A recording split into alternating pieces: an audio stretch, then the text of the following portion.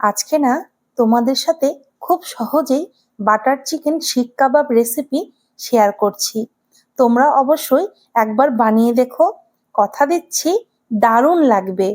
Chicken শিক কাবাব বানানোর জন্য আমি বোনলেস চিকেন নিয়ে মিক্সিতে পেস্ট করে নেব। এরপর একটি বাটির মধ্যে এই চিকেনের পেস্ট রেখে ওর মধ্যে দেব গোলমরিচের গুঁড়ো, স্বাদ মতো নুন, জিরে ধনের গুঁড়ো, গরম ও ম্যাগি মশলা, লঙ্কার গুঁড়ো, আর দিচ্ছি পেঁয়াজ কুচানো, আদা রসুন পেস্ট, কাঁচা লঙ্কা, ধনেপাতা কুচি, 2 চামচ ময়দা আর একটু পাতিলেবুর রস দিয়ে খুব ভালো করে মেখে নিয়েছি।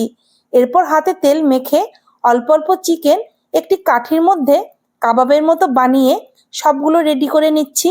এখন প্যানে বাটার দিয়ে এক এক করে কাবাবগুলো দিয়ে এপিট ওপিট উল্টে পাল্টে হালকা ভেজে তুলে নেব।